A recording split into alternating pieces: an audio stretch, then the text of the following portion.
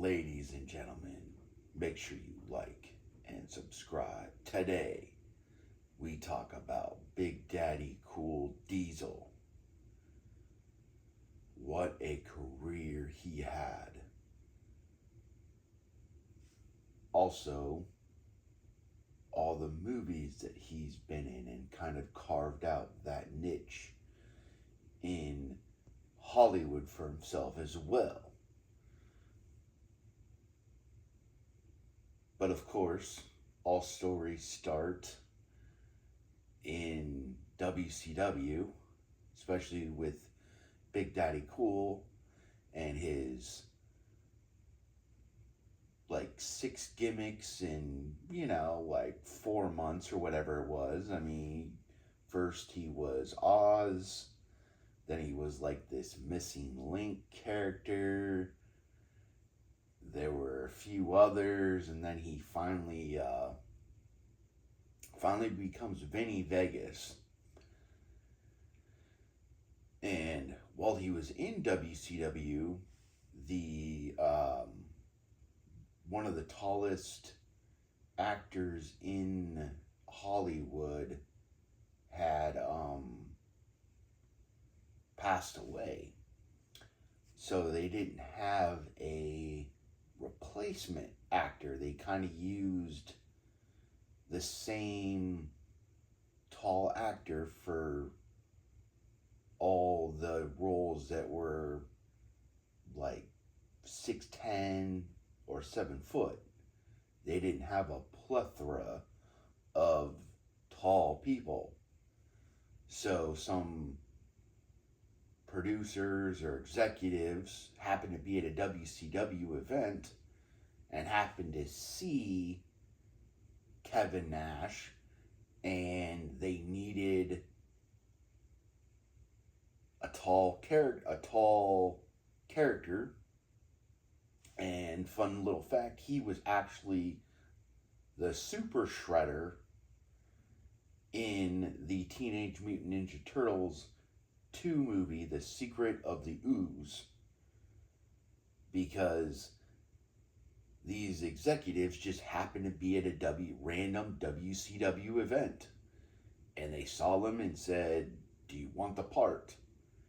And that is how he actually got his start in Hollywood before becoming a legendary member of the NWO, going on to win Tag Team Gold, Intercontinental Championships, and even holding the prized Winged Eagle belt, and of course, winning Tag Team Gold in WCW, and becoming the World Heavyweight Champion in WCW as well. But of course, he's still working with this Vinny Vegas character, and it's just, you could see flashes of what he had, but WCW was in such shambles in the early 90s that, I mean, it was always in shambles, but, if you didn't have the stroke, so he famously went into the WCW offices and told them that he wanted to go back to his previous career and was asking for his release. So he got his release while he was still in the WCW offices and actually used their fax machine to send his notice to the World Wrestling Federation so he could start working there immediately. And that's how he became Shawn Michaels' bodyguard, Big Daddy Cool Diesel. And, Shawn gave him the rub. They had great chemistry together.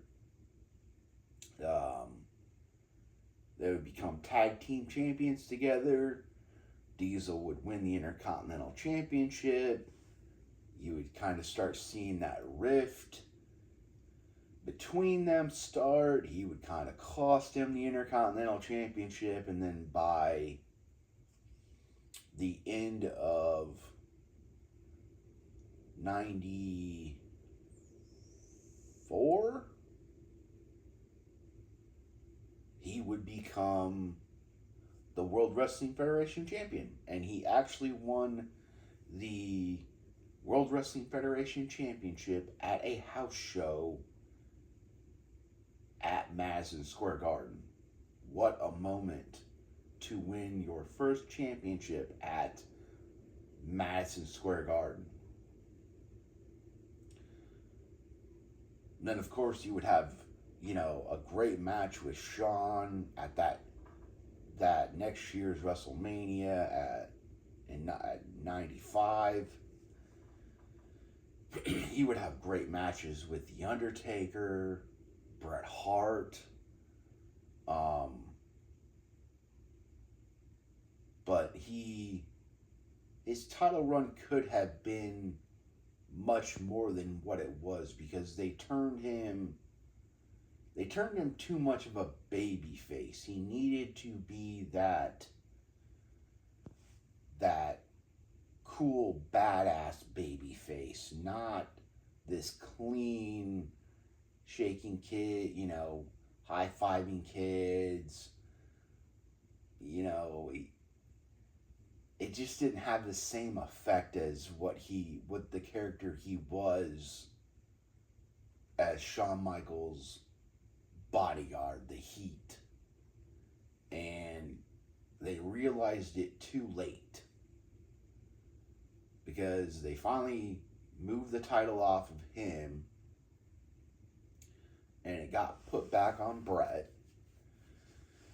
And by the time they realized their mistake, because he was starting to honestly gain more and more momentum in 96, because he went back to that cool badass character. And he wasn't a squeaky clean baby face. And, he'd have a great match with Bret. He would cost The Undertaker the title at the Royal Rumble. Would end up facing The Undertaker at that year's WrestleMania. And of course, we'd get the curtain call, because he decided that he was leaving for WCW, because they were offering astronomical amounts of money, and Scott Hall had already made his decision, and Kevin's like, well, it's time to go. Don't really want to, but the money is the money. And him and Scott decided that they would become the Outsiders and form the legendary NWO and be founding members of the NWO. And become instant stars in WCW. And the things that they did in WCW with baseball, the segment where they brought real baseball bats out and were holding off an entire locker room with baseball bats, and the officers trigger happy, that really showed how weak WCW was compared to two guys with baseball bats. But the NWO it revitalized WCW. It made it cool. They were taking over. They were the anti-establishment. And it lasted for 83 weeks. And then, of course, because of not long-term planning and not knowing how you were going to eventually break things up and this, that, and the other, it just kind of crumbled like everything else. Of course, we got the Wolfpack, which was really cool. I think everybody loved the Wolfpack. Um, but then you got the Finger Poke of Doom, which, I mean, combined the two NWO factions, which was even worse. And then, of course, they made him the booker, so he got even more money for that, and he didn't even want to be the booker. But overall, like, he had a great career. Multi-time champion, made long-time friends with Scott Hall, Triple H, Shawn Michaels, X-Pac. I mean, has been in a bunch of movies, whether it was the Teenage Mutant Ninja Turtles movie, the Punisher movie,